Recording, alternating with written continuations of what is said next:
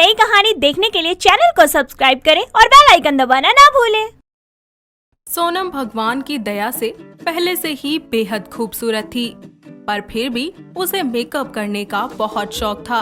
वो अपना ज्यादातर वक्त अपने इसी शौक को पूरा करने में बिता दिया करती थी। साथ ही उसके पास मेकअप का बहुत सारा सामान भी था। ऐसे ही एक दिन उसकी माँ शांति उसे समझाते हुए बोलती है, इतना मेकअप तो मैं भी नहीं करती जितना तू करती है। तू थकती नहीं है कि सारा दिन लीपा पोती करते हुए? माँ, मेकअप हर औरत का गहना है। अरे मैं तो कहती हूँ कि मेकअप नहीं किया तो फिर औरत ही कैसी। आप भी मेकअप कर लो, शायद पापा इम्प्रेस हो जाए। ओ, तो तेरे कहने का मतलब है कि मैं सुंदर नहीं हूँ? बेटा, इतना मेकअप करेगी ना तो कोई शादी नहीं करेगा तुझसे। चेहरा खराब हो जाएगा, वो अलग। माँ, मेकअप से चेहरा संवरता है, ना कि खराब होता है। और मुझे बहुत अच्छे से पता है कि मुझे क्या करना है और क्या नहीं। सोनम अपनी माँ की बात को अनसुना करके वहाँ से चली जाती है। अगले दिन सोनम अपने बॉयफ्रेंड अभिलाष से मिलती है, जिससे वो बहुत ज्यादा प्यार करती थी। लेकिन जब भी वो सोनम से शादी की बात करता था तो वो उसकी बात को टाल दिया करती थी। दोनों एक सीसीडी में बैठकर कॉफी पी रहे होते हैं और वापस घर आ जाते हैं। ऐसे ही एक दिन अभिलाष सोनम से कहता है, सोनम, मुझसे शादी कर लो। मैं तुमसे बहुत प्यार करता हूँ। तुम्हारे बिना जी नहीं सकता मैं। नहीं, मैं तुमसे शादी नहीं कर सकती। तुम समझते क्यों नहीं हो? पर क्यों? आज तो तुम्हें मेरी इस बात का जवाब देना ही पड़ेगा, वरना मैं सबको बता दूंगा कि सोनम गुप्ता बेवफा है। अभिलाष, मैं तुमसे शादी तो कर लूं, पर तुम जानते हो ना कि मुझे मेकअप का कितना शौक है। मेरी माँ मुझे हमेशा कहती है कि मैं इतना मेकअप करती हूँ जिस वजह से कोई मुझे पसंद नहीं करेगा। अगर तुम्हारी माँ को भी मैं पसंद नहीं आई तो बताओ क्या करोगे? प्यार किया तो डरना क्या? तुम हाँ तो बोलो, हम मिलकर सब संभाल लेंगे। तुमको जितना मेकअप करना हो तुम उतना करना। सोनम उसे हाँ कर देती है, जिसके बाद दोनों घर वालों की रजामंदी के बाद उनकी शादी पूरे रीति रिवाजों के साथ संपन्न हो जाती है। लेकिन विदाई के समय सोनम अचानक से कहीं पर गायब हो जाती है। सभी लोग परेशान होकर दुल्हन को इधर उधर तलाशने लगते हैं। थोड़ी ही देर के बाद सोनम खूब सारा मेकअप करके और हाथों में एक बड़ा सा भारी सा बैग लेकर आती है, जिसे देखकर अभिलाष कहता है, सोनम, अब ये क्या है? क्यों जी, लग रही हूँ ना ब्यूटीफुल? अब देखते ही रहोगे या मेरे बैग भी उठाओगे? वो सब तो ठीक है, पर इस बैग में ऐसा है क्या? मैंने अपना सारा मेकअप का सामान इसमें रखा है ताकि मैं रोज रोज इतनी ब्यूटीफुल लगूं। अरे मेरी ब्यूटी क्वीन, तुम वैसे भी बहुत ही सुंदर हो। जिसके बाद सोनम की विदाई हो जाती है और वो हंसी खुशी अपने ससुराल पहुंच जाती है और एक अच्छी बहू की तरह अपने ससुराल की सारी जिम्मेदारियों को अच्छे से निभाती है। ऐसे ही एक दिन सोनम की सास योगिता उससे बोलती है, वाह, कितनी सुंदर और प्यारी बहू है मेरी। मेरा बेटा तो हीरा लेके आया है, हीरा।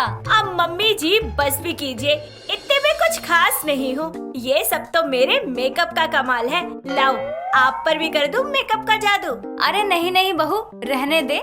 इस उम्र में ये सारी चीजें कहाँ शोभा देती हैं।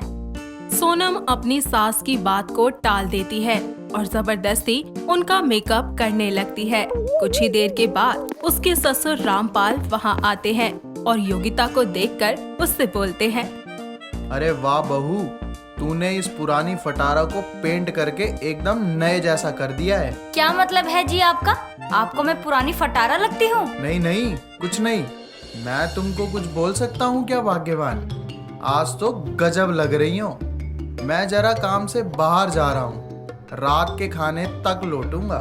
इतना कहकर रामपाल वहाँ से चले जाते हैं। जैसे ही रात होती है, अभिलाष अपने कमरे में सोनम का इंतजार कर रहा होता है, लेकिन सोनम कमरे में नहीं आती।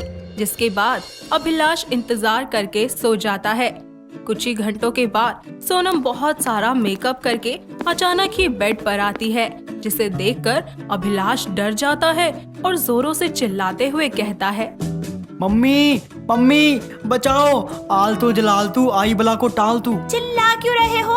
अरे मैं हूँ सोनम, देखो। बेबी इतना मेकअप क्यों किया है? तुम वैसे ही बहुत खूबसूरत हो, इसकी जरूरत क्या है तुम्हें? तुम्हें पता है ना मुझे मेकअप कितना पसंद है। अब चुपचाप सो जाओ, खामखा चिल्ला के सबको उठा दिया। बेचारा अभिलाष पूरी रात कमरे की लाइट जलाकर ही सोता है। दिन बीतते जाते हैं और सोनम ऐसे ही रोज भर भर के मेकअप करने लगती है। एक शाम अभिलाष उससे बोलता है, सोनम तुम बहुत सुंदर हो, अगर तुम मेकअप नहीं करोगी तो भी सुंदर ही लगोगी तुम। नहीं, तुम झूठ बोलते हो। अगर मैं तुमसे मेकअप करके नहीं मिलती ना तो तुम तो मुझे देखते तक नहीं। नहीं सोनम, ये सच नहीं है। मुझे तुम्हारी सूरत नहीं बल्कि सीरत से प्यार है। देखो, अगर तुमसे मेरा मेकअप का खर्चा नहीं उठाया जाता ना तो सीधा सीधा बोल दो, ज्यादा बकैती मत झाड़ो, समझ आ गई? इतना कहकर सोनम मेकअप करने के लिए चली जाती है।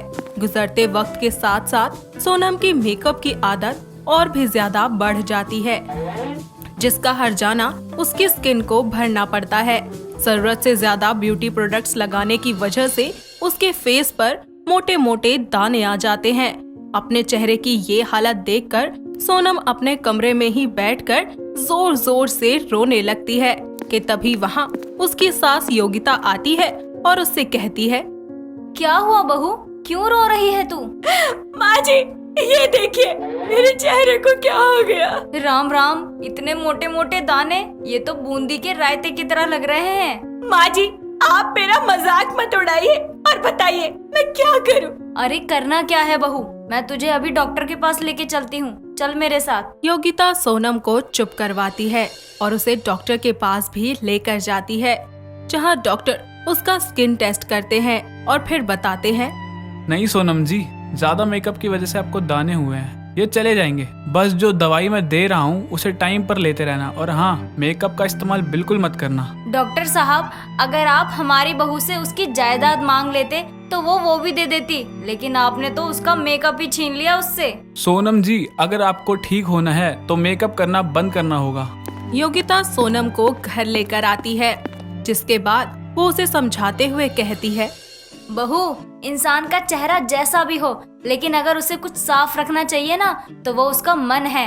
अरे कुछ भी नहीं रखा इन मेकअप में। शाम को अभिलाष वापस आता है और सोनम को देखकर चौंक जाता है, जिसके बाद सोनम उसे सारी बातें अच्छे से बताती है और फिर अभिलाष उसे कहता है, तुम जैसी हो इस दुनिया की सबसे सुंदर लड़की हो, तुमको कोई लाली लिपस्टिक लगाने की जरूरत नहीं है। ठीक है अभिलाष, तुम कहते हो तो अब से मैं मेकअप नहीं करूंगी और डॉक्टर ने जो भी बताया है मैं वो सब फॉलो करूंगी। मैं ये नहीं कह रहा कि मेकअप नहीं करो, बस कोई भी चीज करो तो लिमिट में करा करो। बस मुझे प्यार अनलिमिटेड करा करो, उस पे कोई रोक नहीं है।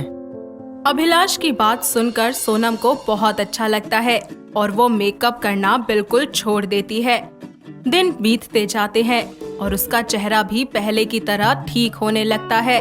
साथ ही सोनम ये बात अच्छे से समझ जाती है कि सुंदर दिखने के लिए मेकअप का सहारा लेने की कोई जरूरत नहीं होती, जिसके बाद सोनम बस कभी कभी और उतना ही मेकअप करती जितनी उसको जरूरत होती और वो अपने परिवार और पति के साथ खुशी खुशी रहने लगती है। दोस्तों, अगर आपको ये कहानी पसंद आई तो इसे लाइक करें, शेयर करें और कमेंट करके बताएं कि कहानी में आपको सबसे अच्छा क्या लगा।